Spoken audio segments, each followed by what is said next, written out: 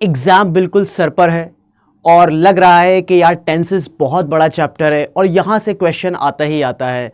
तो कौन सी ऐसी वीडियो हो जिसके अंदर वो इंपॉर्टेंट टेंसेस आपको मिल जाएं जो बार बार एग्जाम में आपके पूछे जाते हैं। तो आइए बात करते हैं आज हम उन टेंसेस के बारे में। इस वीडियो को मैं ख़त्म कर दूंगा 10 मिनट के अंदर, और 10 मिनट के अंदर इस वीडियो के अंदर आपको जो टेंसेस पूछे जाते हैं आपके एग्जाम में वो पूरे के पूरे आपको यहाँ पर मिलने वाले हैं और विद कॉन्सेप्ट मिलेंगे, और जहां से लिटरली क्वेश्चन आपसे पूछा जाएगा वही टेंसेस यहां पर बताया जाएगा। तो इस वीडियो को एंड तक देखना और 10 मिनट के अंदर मैं कोशिश करूंगा कि आप इस वीडियो को पूरा कवर कर लेंगे और आप पूरी टेंसेस की कॉन्सेप्ट को कवर कर लेंगे। So let's start. Okay, for the first page, tenses के अंदर दो चीजें होती हैं, ध्यान रखना, time and tense, time and state, है ना। टाइम एंड स्टेट, टाइम का मतलब क्या होता है? प्रेजेंट, पास्ट और फ्यूचर। स्टेट्स क्या होती है? Indefinite, continuous, perfect, perfect continuous, that's it. Okay, इसके बाद आइडेंटिफिकेशन, आप कैसे पता करोगे, आप कैसे पता करोगे कि भाई ये प्रेजेंट है, ये पास्ट है या ये फ्यूचर है? ये बहुत इंपॉर्टेंट है आपके लिए जानने के लिए। तो सबसे पहले आप देखेंगे बच्चों कि अगर प्रेजेंट टेंस है तो इसकी आइडेंटिफिकेशन कैसे होगी सेंटेंस के अंदर। देखिए, या तो आपको वर्ब की फर्स्ट फॉर्म मिलेगी, या कहीं पर डू लिखा हुआ मिलेगा, या कहीं पर डज लिखा हुआ मिलेगा, या आपको हैव या हैज लिखा हुआ मिलेगा, या इज, एम, आर। मतलब इनमें से अगर कोई भी चीज आपको सेंटेंस में नजर आती है तो आप आंख बंद कर कह सकते हैं कि ये प्रेजेंट टेंस होगा। ओके, अगर आपको पास्ट टेंस की आइडेंटिफिकेशन करनी है तो सिंपल आपको क्या करना पड़ेगा, ये वर्ब की सेकंड फॉर्म है, अगर कहीं वर्ब की सेकंड फॉर्म आती है तो समझ जाना ये पास्ट है। अगर कहीं डिड लिखा हुआ आता है तो समझ जाना ये पास्ट है। अगर कहीं हैड लिखा हुआ आता है तो समझ जाना ये पास्ट है। इसके बाद अगर आपको फ्यूचर की आइडेंटिफिकेशन करनी है तो फ्यूचर की आइडेंटिफिकेशन करना बहुत आसान है। इसमें सिर्फ आपको विल या शैल अगर दिख गया तो आप समझ जाना कि ये आपका फ्यूचर का टेंस होने वाला है। चलिए, ये आइडेंटिफिकेशन हुई। इसके बाद यूजेज ऑफ प्रेजेंट, इंडेफिनिट या फिर सिंपल प्रेजेंट। देखिए, ये टेंस मैंने इसलिए चूज किया क्योंकि मोस्ट ऑफ द टाइम ये टेंस में इतने वेरिएबल्स हैं तो बच्चा समझ नहीं पाता कि इसके यूजेज कितने हैं। तो इसके यूजेज ज्यादा हैं तो उस पर डिस्कस करेंगे और कहाँ कहाँ इसको यूज कर सकते हैं। जैसे ही सेंटेंस आपका सामने आएगा तो आप आइडेंटिफाई करना कि क्या ये एक हैबिचुअल है, क्या ये एक जनरल ट्रुथ है, क्या ये शेड्यूल है, या कोई ये नरेटिव या आपका कमेंट्री है। तो लेट्स डिस्कस अबाउट इट कि ये क्या होता है। देखिए, कभी भी अगर आप हैबिचुअल एक्शंस बता रहे हैं, कभी भी आप अपना एक हैबिचुअल एक्शन बता रहे हैं तो आप इसको हमेशा प्रेजेंट इंडेफिनिट में लिखेंगे या सिंपल प्रेजेंट में। इसमें क्या होगा, जैसे for example I wake up at 6 AM every day. तो इस तरह के सेंटेंसेस में आपको always, everyday, sometimes, weekly, monthly ऐसे वर्ड आपको नजर आ जाएंगे, राइट। तो ये हैबिट बताना, चाहे वो आप रोज करते हो, एक दिन छोड़कर करते हो, एक महीने में एक बार करते हो, तो वो सारे हैबिचुअल एक्शंस यहां पर आ जाएंगे। जर्नल ट्रुथ की बात अगर हम करें तो जर्नल वो सारे साइंटिफिक ट्रुथ और वो सारे यूनिवर्सल ट्रुथ और वो सारी प्रोवर्ब्स जो हमेशा के लिए थी, हैं और हमेशा रहेंगी, वो सारे जर्नल ट्रुथ कहलाते हैं। For example, the sun rises in the east, ये एक कैसा है? यूनिवर्सल ट्रुथ है, जर्नल ट्रुथ है, इसको कोई डिनाई नहीं कर सकता। ऐसे ही सारे साइंटिफिक ट्रुथ भी होंगे, वो भी इसी के अंदर आएंगे। जितनी भी प्रोवर्ब्स बोली जाती हैं वो भी प्रेजेंट इंडेफिनिट में बोली जाती हैं। इसके अलावा शेड्यूल्ड इवेंट्स, देखिए कई बार जो होता है इवेंट फ्यूचर में होने वाला होता है, लेकिन क्योंकि वो शेड्यूल्ड होता है और फिक्स होता है तो इसलिए उसको प्रेजेंट इंडेफिनिट में लिखा जाता है। Let's talk about it. जैसे एग्जाम्पल है आपका, the train leaves eight 8 PM tonight, यानी आज जो है वो कितने बजे छूट रही है? ट्रेन 8 बजे छूट रही है, लेकिन अभी छूटी तो नहीं है। लगता है कि ये फ्यूचर है, लेकिन हमें अच्छे से पता है कि ये फिक्स्ड है, ये फिक्स्ड शेड्यूल्ड है। तो इसका मतलब यहां पर आपको प्रेजेंट इंडेफिनिट यूज करना होगा। आइए, चौथा यूज जो है उसका ये है कि नरेशन। अगर कोई बात आप नैरेटिव यानी स्टोरी टाइप या सीक्वेंस ऑफ इवेंट्स में बता रहे हैं। देखिए, नैरेटिव का मतलब होता है जब किसी आप इवेंट्स को लाइन बाय लाइन या इवेंट बाय इवेंट या सीक्वेंस से बोलते हैं, यानी पहले ये हुआ, फिर ये हुआ, फिर ये हुआ। इसलिए अगर आप नरेट कर रहे हैं कोई स्टोरी तो जाहिर सी बात है स्टोरी को नरेट करोगे तो आप इवेंट बाय इवेंट नरेट करोगे। इसी तरह से अगर आप कोई रेसिपी भी बना रहे हैं, यानी फॉर एग्जांपल अगर आप मैगी बनाना चाहते हो तो मैगी बनाने की जो रेसिपी होगी वो भी आपको स्टेप बाय स्टेप बताई जाएगी। तो स्टेप बाय स्टेप जब कोई चीज़ें बताई जाती हैं उसको नरेशन कहते हैं, या कमेंट्री भी आपको स्टेप बाय स्टेप बताई जाती है। इसलिए जितने भी सारे सेंटेंसेस जो स्टेप बाय स्टेप बताए जा रहे होंगे वो सब के सब आपके प्रेजेंट इंडेफिनिट यानी सिंपल प्रेजेंट में लिखे जाएंगे। आइए, तो so I walk into the room and he says, तो ये कोई कहानी बता रहा है कि फिर मैं रूम के अंदर गया और फिर उसने मुझसे कहा। तो ये सारी की सारी चीजें अपेरेंटली देखने में आपको पास्ट लगेंगी, लेकिन जब भी हम कोई स्टोरी नरेट करते हैं तो दो ही तरीके हो सकते हैं, या तो आप इसे पास्ट में भी कर सकते हैं और या हो तो आप इसे प्रेजेंट इंडेफिनिट में भी बना सकते हैं। चलिए, तो ये हो गया uses of present indefinite complete. इसके बाद है जो दूसरा मोस्ट इंपॉर्टेंट है, देखिए मैं सारे टेंस नहीं करा रहा क्योंकि प्रेजेंट कंटिन्यूस से क्वेश्चन आपके नहीं आते हैं, तो क्वेश्चन जो बनता है ज्यादातर वो आपका कहां से बनेगा, प्रेजेंट परफेक्ट या फिर प्रेजेंट परफेक्ट कंटिन्यूस। आइए जरा इसे समझने की कोशिश करते हैं कि प्रेजेंट परफेक्ट क्या है। देखिए प्रेजेंट परफेक्ट एक ऐसा लौता टेंस है, एक ऐसा लौता टेंस है जो दो टेंसेस को कवर करता है। अदरवाइज कोई भी ऐसा टेंस नहीं है जो दो टेंस को कवर करता हो, यानी दो टाइम के अंदर छलांग मारता हो। ये खुद सिर्फ प्रेजेंट परफेक्ट कंटिन्यूस या फिर प्रेजेंट परफेक्ट ही दो आपके टेंसेस हैं जो दो टाइम के अंदर छलांग मारता है। तो देखिए अगर हम बात करें प्रेजेंट परफेक्ट की, किसकी, प्रेजेंट परफेक्ट की, तो ये क्या होता है, ये पास्ट से शुरू होता है, ये एक्शन क्या होता है, पास्ट से शुरू होता है और ये परफेक्ट के अंदर पहुंच जाता है, सॉरी पास्ट से शुरू होता है और ये प्रेजेंट के अंदर पहुंच जाता है। तो ये दो टाइम को कवर करता है, ये एक लौता ऐसा टेंस है, तो ये इंपॉर्टेंट बन जाता है, राइट गाइस। तो क्या होगा, पास्ट से स्टार्ट होगा और ये कहां रीच करेगा, या रेलेवेंट हो जाएगा प्रेजेंट में। तो याद रखना, तो जैसे फॉर एग्जांपल आपने कहा कि I have finished my homework, मैंने अपना होमवर्क फिनिश कर लिया, तो जाहिर सी बात है ये किसी पास्ट के पॉइंट से शुरू हुआ होगा, लेकिन कंप्लीट कहां हुआ, रीच क्या हुआ, वो प्रेजेंट में रीच हुआ है, राइट। अब इसी तरह से अगर आप प्रेजेंट परफेक्ट कंटिन्यूस की बात करो, इसमें सिर्फ इतना है क्योंकि प्रेजेंट परफेक्ट तो सेम ही रहेगा, इसमें कंटिन्यूस वर्ड जुड़ जाएगा। देखिए ये भी स्टार्ट होगा पास्ट से, पास्ट के किसी पॉइंट से शुरू होगा और प्रेजेंट में आ जाएगा और आने के बाद भी कंटिन्यू चलता रहेगा, लेकिन फ्यूचर में नहीं पहुंचेगा, ध्यान रखना, प्रेजेंट में ही कंटिन्यू रहेगा। तो ऐसे सेंटेंसेस आपके प्रेजेंट परफेक्ट कंटिन्यूअस कहलाते हैं। फॉर एग्जांपल जैसे ये लिखा है, she has been learning her lesson since morning, यानी वो अपना जो लेसन है सुबह से लर्न कर रही है, यानी स्टार्टिंग पॉइंट जो है वो मॉर्निंग है, सिंस मॉर्निंग। सिंस के बाद जो भी कोई चीज लिखी जाएगी वो पास्ट की लिखी जाएगी, क्योंकि वहां से बताया जा रहा है कि यहां से काम शुरू हुआ। तो काम जो शुरू होगा वो कहां से होगा बच्चे, पास्ट से शुरू होगा। तो पास्ट यानी मॉर्निंग, सिंस मॉर्निंग। तो सिंस से जब भी कोई अगर सेंटेंस भी बनेगा ना सिंस के बाद, तो भी पास्ट में बनेगा। फॉर एग्जाम्पल देखिए यहां पे लिखा है,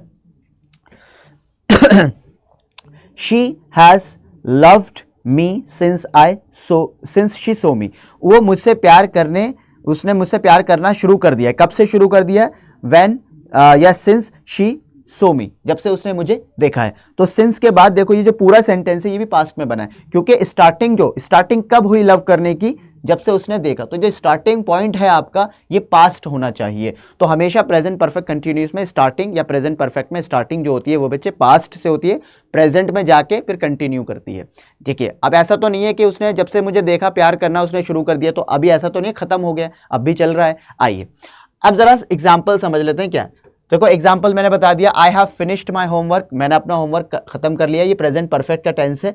प्रेजेंट परफेक्ट का टेंस है, दोबारा बता देता हूँ, पास्ट से किसी पॉइंट से शुरू हुआ होगा और प्रेजेंट में खत्म हुआ है। दूसरा, they have been friends for 10 years, वो मेरे दोस्त हैं। कब से दोस्त हैं वो मेरे, 10 साल से। तो शुरुआत 10 साल से हुई होगी और अब तक है, यानी प्रेजेंट तक है।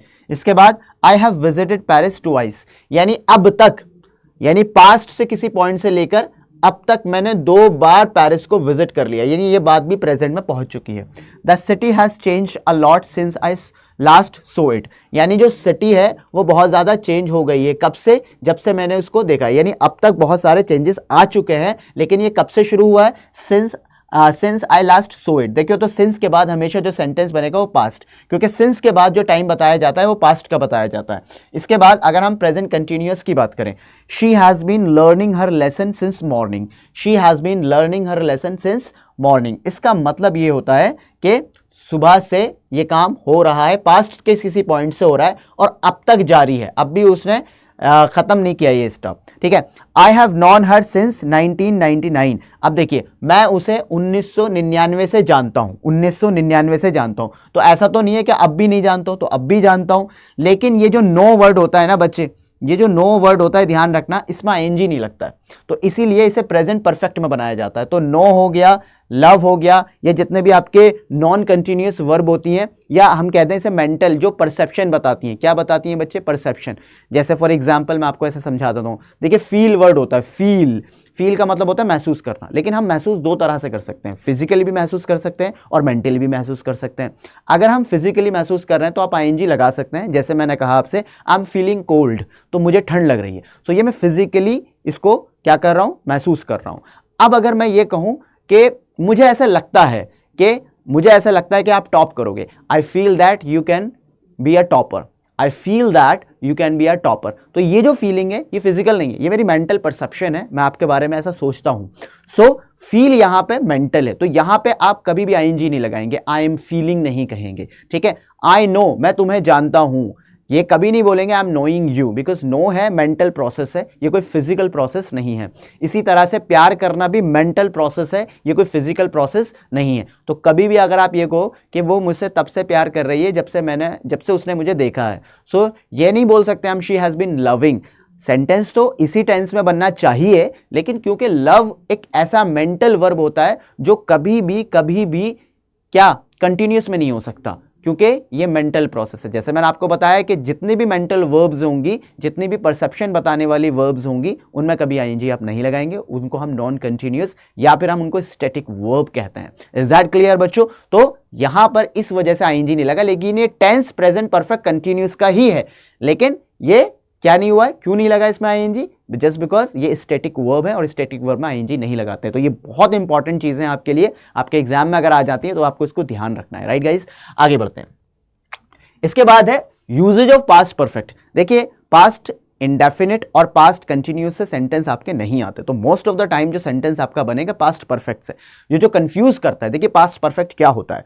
देखिए पास्ट परफेक्ट मैं आपको बताता हूं, मान लीजिए पास्ट में दो काम हुए हैं, ठीक है, एक काम बाद में हुआ है और एक काम उससे पहले हुआ है, यानी दोनों एक के बाद एक हुए, यानी पास्ट में कोई दो पॉइंट थे, आप इसे यहां देख सकते हैं, यानी पास्ट की लाइन अगर आप देखेंगे, पास्ट में कोई दो पॉइंट थे, जो बाद में होगा वो पास्ट इंडेफिनिट होगा और जो उससे पहले होगा वो पास्ट परफेक्ट होगा।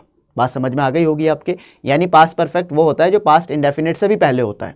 दोनों काम पास्ट में ही होते हैं, लेकिन पास्ट इंडेफिनिट से पहले जो होगा वो पास्ट परफेक्ट कहलाएगा। फॉर एग्जाम्पल मैंने लिखा I had finished my homework before I went to bed, यानी बेड से जाने से पहले मैंने अपना काम खत्म कर लिया, तो होमवर्क खत्म कर लिया। तो सबसे पहला काम क्या हुआ? मैंने होमवर्क खत्म किया। तो अगर आप देखोगे मैंने अपना होमवर्क खत्म किया है, ये मैंने होमवर्क खत्म किया है, तो ये पहले हुआ है। अगर ये पहले हुआ है तो मुझे इसे किस टेंस में लिखना चाहिए? मुझे इसे पास्ट परफेक्ट में, और मैंने इसे पास्ट परफेक्ट में लिखा। और ये जो काम हुआ है वेंट का, ये मेरा आफ्टर हुआ है, यानी बाद में हुआ है, राइट। तो इसको मैं किस में लिखूंगा? पास्ट इंडेफिनिट में लिखूंगा, ठीक है बच्चे, तो ध्यान रखना।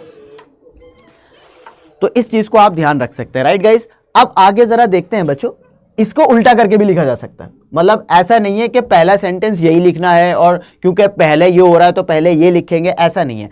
इंसिडेंट अगर पहला हो रहा है तो उसे पास्ट परफेक्ट में लिखना है, चाहे वो बाद में लिखा जा रहा हो चाहे वो पहले लिखा जा रहा हो, it doesn't matter at all. अब बात क्या है बच्चों, अगर मैं इसे उल्टा करके देखूं, देखो आई वेंट टू बेड, मैं बैठ गया after I had finished my homework, तो मुझे यहां पे आफ्टर लिखना पड़ेगा जस्ट बिकॉज ये मेरा काम पहले हुआ है। आप इसे पढ़ोगे तो आपको समझ में आएगा। आई वेंट टू बेड, मैं सोने गया, कब? After I had finished my homework, यानी ये काम करने के बाद में गया हूं, तो ये काम फिर से पहले हो गया, ये काम फिर से क्या हो गया? पहले हो गया। तो इसीलिए जो काम पहले होगा वो मैं हमेशा पास्ट परफेक्ट में लिखूंगा, और जो काम बाद में होगा मैं उसको हमेशा किस में लिखूंगा? पास्ट इंडेफिनिट में लिखूंगा। तो ये आपसे पूछा जा सकता है, यहां से क्वेश्चन बनते ही बनते हैं, ठीक है गाइस।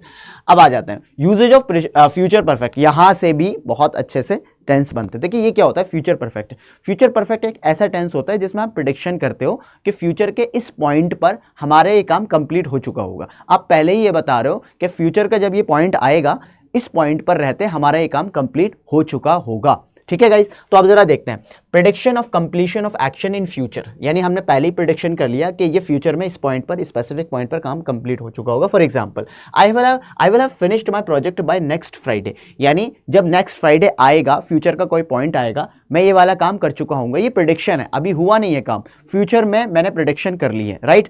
अच्छा, इसके बाद देखिए ये इसके बाद बाय या बाय द टाइम, इसके बाद जो टेंस यूज किया जाता है वो याद रखना, ये यहां ये बड़ा इंपॉर्टेंट है, ये प्रेजेंट इंडेफिनिट यूज किया जाता है।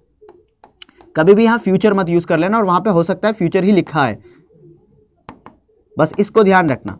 मोस्ट ऑफ द टाइम बच्चों को ये पढ़ने में ऐसे लगता है कि ये भी फ्यूचर में होना चाहिए। जैसे मैं अगर पढ़ूंगा आई will have read this book by the time you arrive, यानी जब तक तुम आओगे मैं ये बुक पढ़ चुका हूंगा। तो जब तक तुम आओगे, तो आपने बच्चों तुमने यही सीख रखा होगा कि गा है, गी है, गु है, लगा है, गु सॉरी लगा है, तो वो फ्यूचर का टेंस होगा। बट ऐसा नहीं है, आप जब कभी भी फ्यूचर परफेक्ट टेंस लिख रहे हो और उसका पॉइंट ऑफ टाइम बता रहे हो, तो वो हमेशा प्रेजेंट इंडेफिनिट में लिखा जाएगा, ना कि फ्यूचर में। So I will have read this book by the time you arrive, ये बात आपको हमेशा याद रखनी चाहिए। सो आई गेस आपको ये सारी चीजें समझ में आ गई होंगी। इसको एक बार वीडियो को जरूर देखना, ठीक है, और अपने दोस्तों के साथ भी शेयर करना जो स्ट्रगल कर रहे हैं, they are very grappling with understanding of the tenses, because the tense is a very large chapter to understand. So exam बहुत करीब है, तो इस वीडियो को जरूर देखना। तब तक के लिए thank you so much for being here.